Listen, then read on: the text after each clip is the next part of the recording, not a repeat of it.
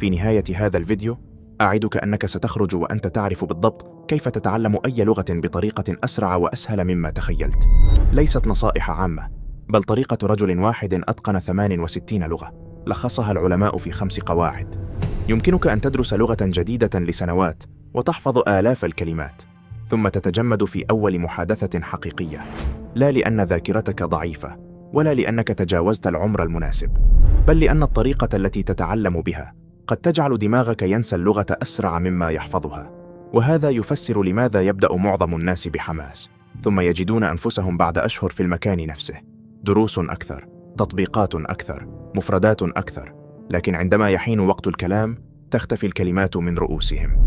لكن قبل أكثر من 100 عام عاش رجل ألماني اسمه إيميل كريبس، رجل قيل إنه أتقن نحو 68 لغة في زمن لم تكن فيه تطبيقات ولا دورات إلكترونية ولا تسجيلات جاهزة ولا مترجم تحمله في جيبك.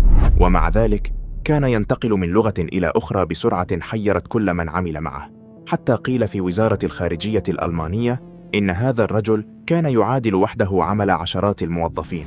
لكن أغرب جزء في قصته لم يظهر أثناء حياته، بل بعد وفاته، لأن الباحثين احتفظوا بدماغه لعقود ثم درسوا المناطق المرتبطة باللغة داخله، فوجدوا اختلافات واضحة مقارنة بالأدمغة التي فحصوها. لكنهم لم يستطيعوا الإجابة بشكل قاطع عن السؤال الأخطر: هل ولد كريبس بدماغ استثنائي، أم أن الطريقة التي تعلم بها طوال حياته هي التي أعادت تشكيل دماغه وجعلته استثنائياً؟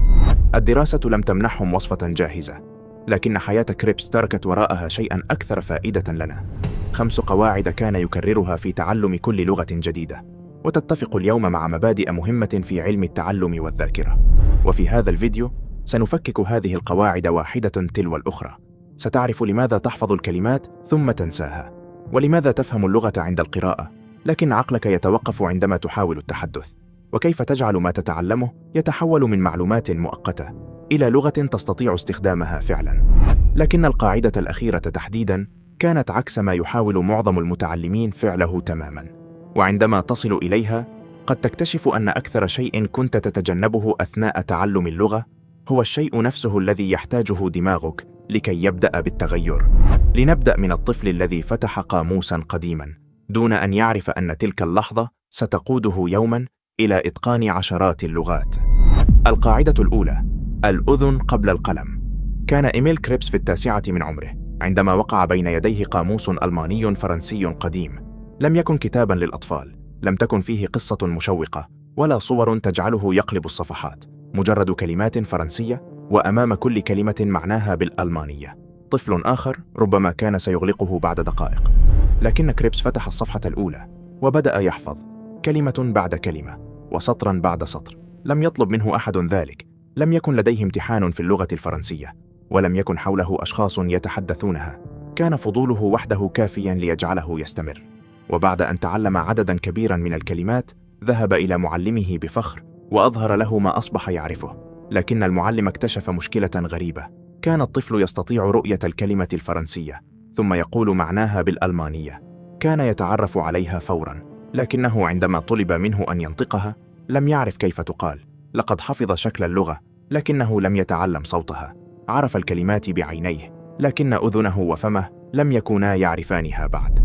ومن دون أن يدرك كان كريبس قد اصطدم في أول تجربة له بالخطأ نفسه الذي يقع فيه ملايين متعلمي اللغات اليوم. قد تقضي أشهراً تحفظ الكلمات من شاشة هاتفك، ترى الكلمة فتتذكر معناها وتشعر أنك أحرزت تقدماً كبيراً، لكن عندما ينطقها شخص أمامك بسرعة طبيعية لا تتعرف عليها، وعندما تحاول استخدامها في جملة تتوقف. لماذا؟ لأن التعرف على كلمة مكتوبة واستخدامها في محادثة ليس المهارة نفسها. عندما تحفظ الكلمة من خلال شكلها وترجمتها فقط يتدرب دماغك على الإجابة عن سؤال واحد: ماذا تعني هذه الكلمة عندما أراها؟ لكنه لا يتدرب بما يكفي على سؤالين أهم: كيف تبدو عندما أسمعها؟ وكيف أخرجها من فمي عندما أحتاج إليها؟ ولهذا قد يمتلك شخص آلاف الكلمات على الورق ثم يتجمد في أبسط محادثة، ليس لأنه نسي اللغة كلها، بل لأن الكلمات دخلت من باب واحد وهو يحاول الآن إخراجها من باب لم يدربه. في علم الذاكرة يوجد نظام يعرف بالحلقة الصوتية، وظيفته الاحتفاظ المؤقت بالأصوات والكلمات داخل الذاكرة من خلال سماعها وإعادتها ذهنياً أو بصوت مسموع.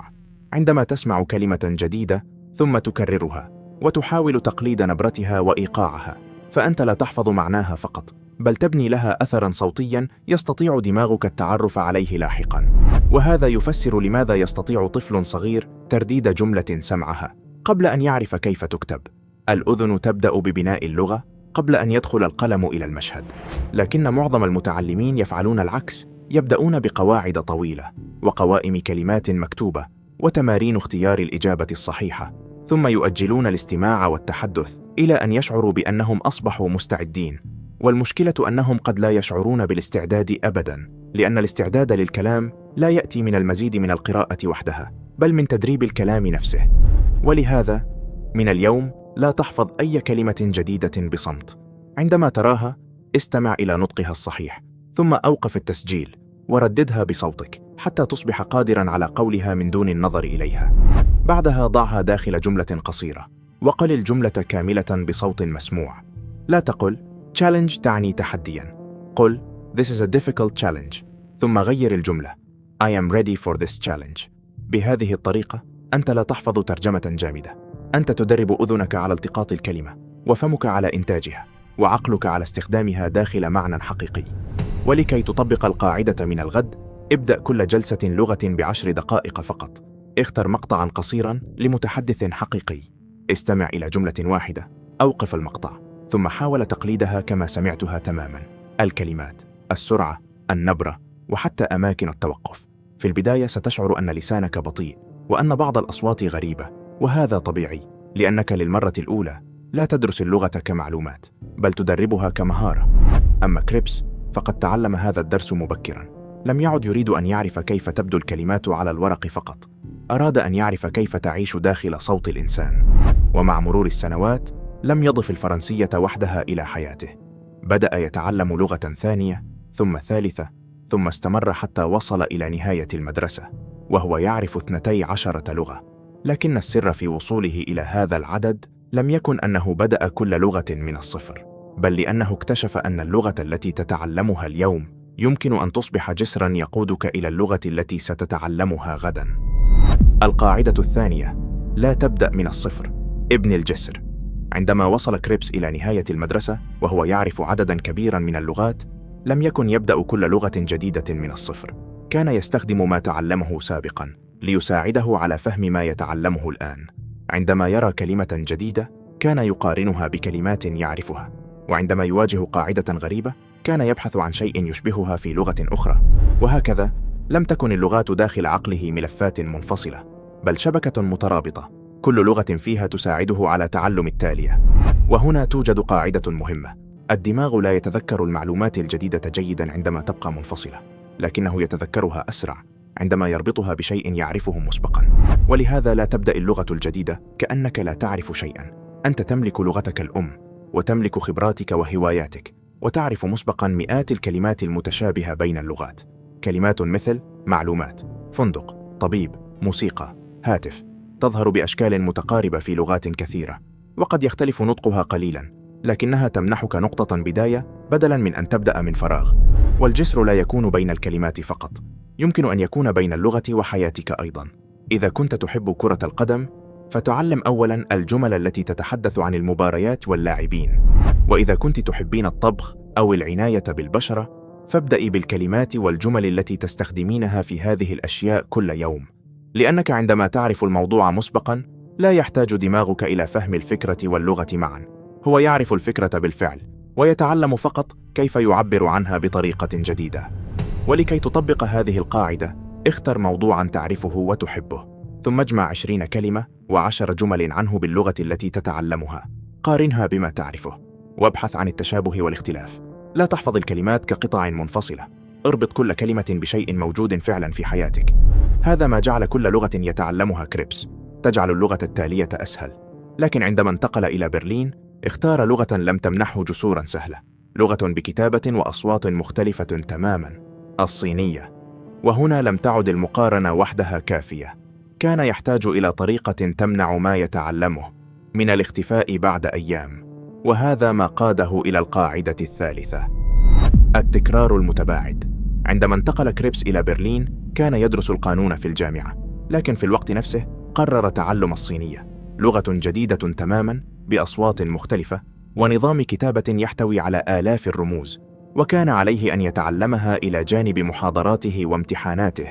وهنا تظهر مشكلة يعاني منها معظم المتعلمين: يدرس الشخص 2 أو 3 في يوم واحد ويشعر أنه تعلم الكثير، ثم يترك اللغة عدة أيام، وعندما يعود يكتشف أن معظم ما حفظه قد اختفى، فيعتقد أنه يحتاج إلى جلسة أطول. لكن المشكلة ليست دائماً في مدة الدراسة، بل في المسافة بين كل مرة والأخرى. الدماغ لا يحتفظ بالمعلومة لأنها دخلت إليه مرة واحدة، بل لأنه اضطر إلى استعادتها أكثر من مرة وفي أوقات مختلفة. عندما تتعلم 10 كلمات اليوم ثم تعود إليها غداً، وبعد عدة أيام، ثم بعد أسبوع، أنت ترسل إلى دماغك رسالة واضحة: هذه المعلومة ما زالت تستخدم، لا تتخلص منها. أما حفظ 50 كلمة في جلسة واحدة فقد يجعلك تتذكرها في تلك اللحظة، لكنه لا يضمن أن تبقى معك عندما تحتاج إليها بعد شهر. وهذا ما يعرف بالتعلم المتباعد: جلسات أقصر لكنها موزعة على عدة أيام. والميزة هنا أنك في كل مرة تعود فيها إلى الكلمة بعد أن بدأت تنساها تجبر دماغك على بذل جهد لاستعادتها، وهذا الجهد هو ما يجعلها أقوى. لذلك لا تجعل مراجعتك مجرد قراءة للكلمات مرة أخرى. غطي المعنى وحاول أن تتذكره وحدك. اسمع الجملة وحاول أن تقولها قبل أن تسمعها مرة ثانية، لأن محاولة الاسترجاع أقوى من مجرد النظر إلى الإجابة. ولكي تطبق هذه القاعدة، لا تدرس اللغة ساعة كاملة ثم تتركها أسبوعا. قسم الوقت نفسه. ادرس 20 دقيقة اليوم، راجع 10 دقائق في اليوم التالي، ثم عد إلى المادة نفسها بعد 3 أيام، ومرة أخرى بعد أسبوع. الوقت الإجمالي قد يكون متشابها، لكن دماغك التقى بالمعلومة في 4 لحظات مختلفة، وهذا يجعل احتمال بقائها أكبر بكثير. كريبس لم يكن يملك تطبيقا يخبره بموعد المراجعة، لكن تعلم الصينية إلى جانب دراسته وعمله. كان يعني أنه يعود إلى اللغة باستمرار بدلاً من محاولة إنهائها في جلسة واحدة. وبعد أن أتقنها بما يكفي للعمل بها، أرسلته الخارجية الألمانية إلى الصين، وهناك اكتشف أن حفظ الكلمات ومراجعتها لم يعد كافياً، لأن اللغة خرجت من الكتب ودخلت الاجتماعات والرسائل والمحادثات الحقيقية. وهذا قاده إلى القاعدة الرابعة: الكلمة لا تعيش داخل القائمة بل داخل السياق. القاعدة الرابعة: السياق الحي. عندما وصل كريبس إلى الصين لم تعد اللغة مجرد كلمات في كتاب، أصبحت اجتماعات ورسائل رسمية ومحادثات حقيقية قد يتغير معناها بالكامل بسبب كلمة واحدة. وهنا أدرك أن معرفة ترجمة الكلمة لا تكفي، لأن الكلمة نفسها قد تحمل معنى مختلفا بحسب الجملة والموقف ونبرة المتحدث. وهذا هو الخطأ الذي يقع فيه كثير من المتعلمين. يحفظ الشخص مئات الكلمات منفردة، كلمة وترجمتها ثم كلمة أخرى، لكن عندما يسمعها داخل جملة حقيقية لا يتعرف عليها، لأن دماغه حفظها وحدها ولم يتعلم كيف تعمل مع الكلمات الأخرى. كريبس لم يكن يتعامل مع اللغة بهذه الطريقة. كان يقرأ النصوص ويتابع المحادثات ويراقب كيف يستخدم الناس الكلمات داخل مواقف حقيقية. لم يكن يريد أن يعرف معنى الكلمة فقط، كان يريد أن يعرف متى تقال ومع من وفي أي نوع من الجمل وما الشعور الذي تحمله، لأن الدماغ يتذكر المعلومة بشكل أفضل عندما ترتبط بصورة أو موقف أو قصة.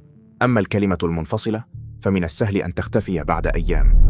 مثلا، لا تحفظ كلمة تعني متوتر وحدها، احفظها داخل جملة: كنت متوترا قبل الاجتماع، ثم تخيل الاجتماع، تخيل المكان، وتذكر موقفا شعرت فيه بالتوتر فعلا. الآن لم تعد الكلمة مجرد ترجمة، أصبحت مرتبطة بمشهد تعرفه، وهذا يجعل استدعاءها أسهل عندما تحتاج إليها.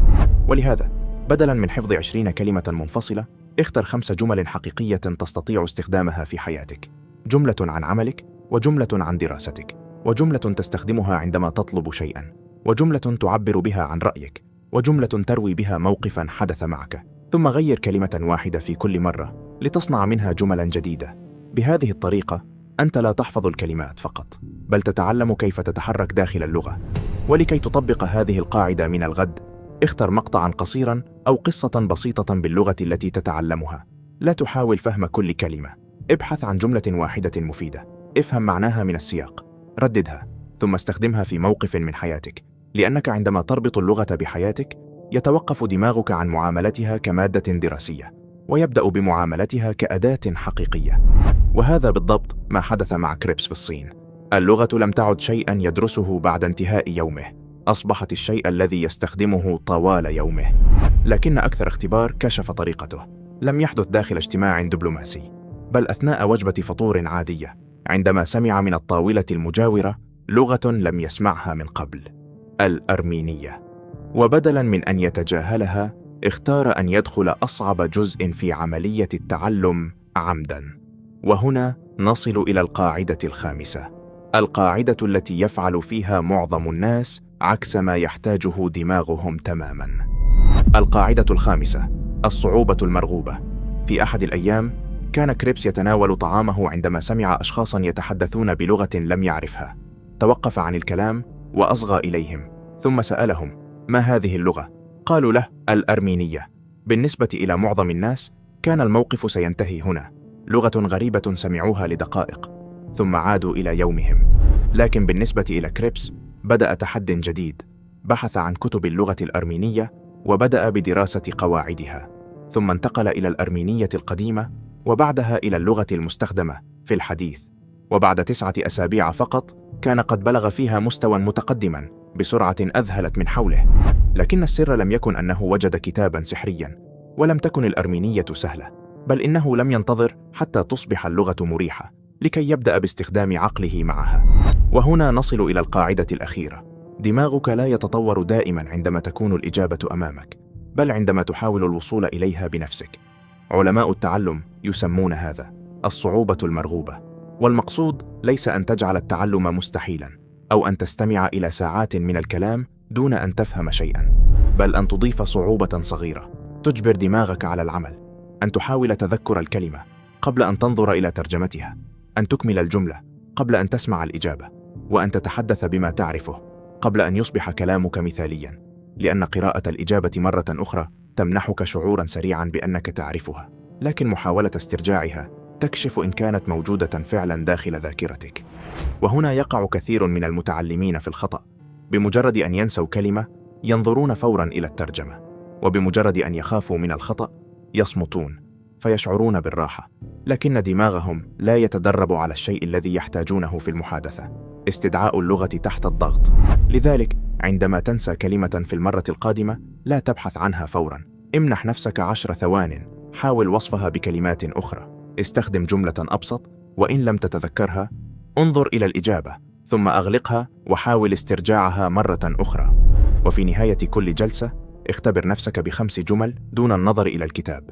قد تخطئ، وقد تشعر أن مستواك أسوأ مما كنت تظن، لكن هذا لا يعني أنك تتراجع، بل يعني أنك توقفت عن مشاهدة اللغة وبدأت تتدرب عليها فعلا. الصعوبة المفيدة لا تحطمك، إنها تجعلك تبذل جهدا تستطيع النجاح بعده.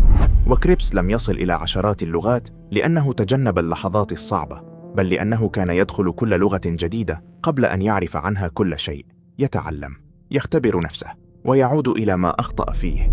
لكن بعد أن كرر هذه العملية طوال حياته، بقي سؤال واحد: ماذا فعل كل هذا بدماغه؟ وهل كانت الاختلافات داخله موجودة منذ ولادته، أم أن عشرات السنوات من تعلم اللغات هي التي صنعتها؟